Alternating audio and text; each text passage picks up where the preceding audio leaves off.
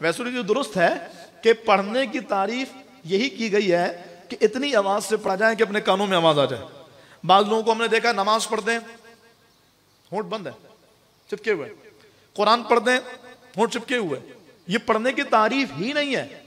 अगर आपने नमाज शुरू करते हुए आपने अल्लाह अकबर का प्रोनाउंसिएशन नहीं किया, तलफ्फुज नहीं किया, या आपने किया भी लेकिन आवाज नहीं पैदा हुई, सिर्फ आपके लब जुम्बिश कर रहे हैं, तो नमाज शुरू ही नहीं होगी।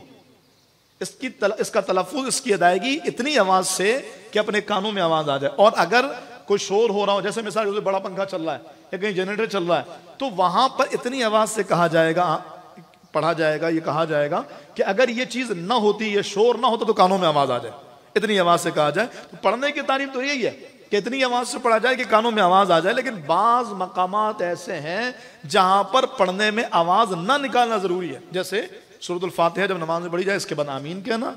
जैसे इमाम साहब जब खुतबा दें तो उस खुतबे में अगर दुरूद पाक पढ़ेंगे तो वो भी दिल में पढ़ा जाए। जैसे इमाम साहब जुम्मे की दिन दूसरी अजान होती है, इमाम साहब मिंबर पे बैठे होते, इस अजान का जवाब भी नहीं दिया जाएगा। अगर देना है तो बगैर आवाज के देंगे।